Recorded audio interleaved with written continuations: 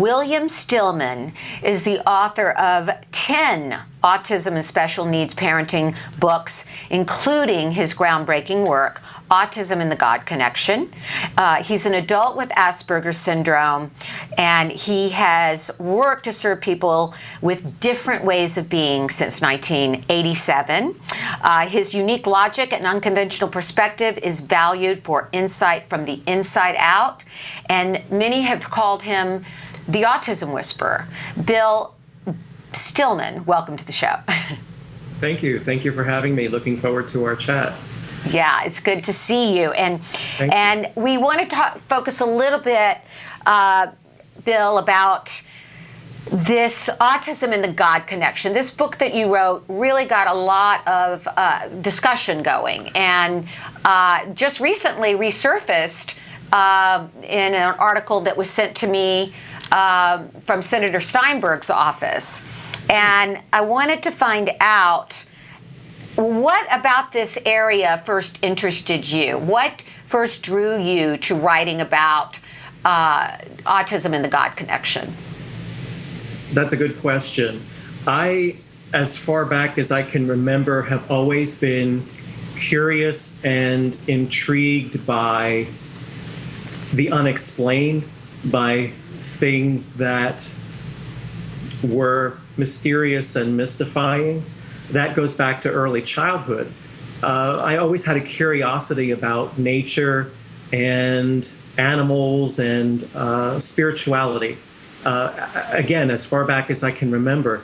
But I think that it was only when I actually began working in this field and interacting with families of people on the autism spectrum, children, teenagers, and adults, that I came to realize that my experiences were not isolative, that there were things that were going on for other people that were similar to what I was experiencing in terms of a connection to nature and animals, and having had powerful dreams and maybe making some speculations or predictions of things that came to fruition.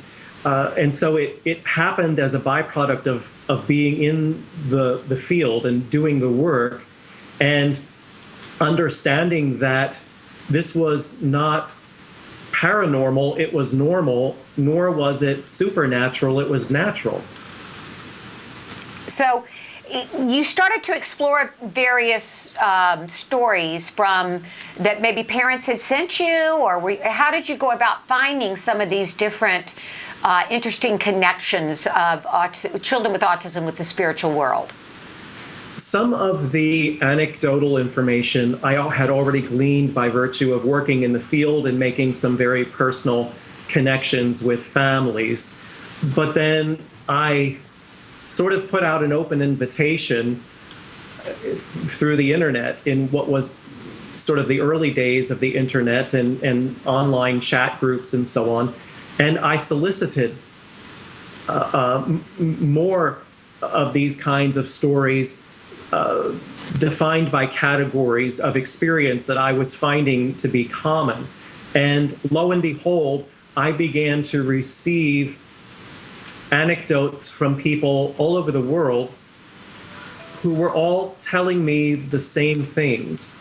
They were all telling me stories and anecdotes and experiences that fell along the same themes. And so I found that really curious, and I desired to compile a book that would not only recount some of these experiences, but bring them out of the closet, so to speak, and illuminate some of these truths, not only about the spiritual aspect of many people on the autism spectrum, but also about understanding that we are all connected, and that these are experiences that are manifesting for folks who are highly intelligent, because the most salient and fundamental element of this whole process was to presume the intellect in individuals that outwardly have deceiving exteriors so that other people may think that they are void, vacant, and unaware.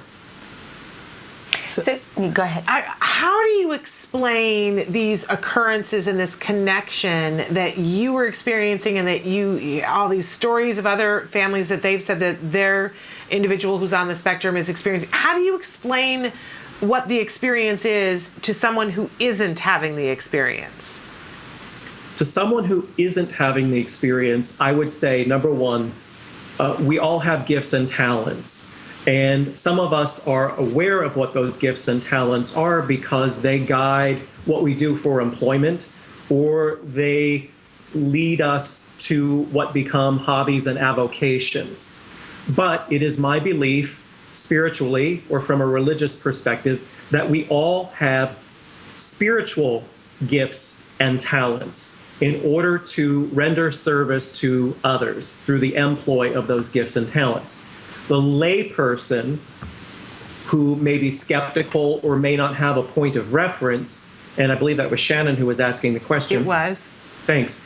May be thinking in terms of a strong intuition. For example, a mother or a parent's intuition. You just know that your child needs you to call them or to go to them in that moment. You don't know why you know it, you just know it. And sure enough, when you are able to contact them, they did need your support or consolence in that moment. Another possibility might be folks who have had very powerful dreams, folks who have had some premonitions about things that might be forthcoming that come to fruition, people who have very strong connections with their pets, and so on.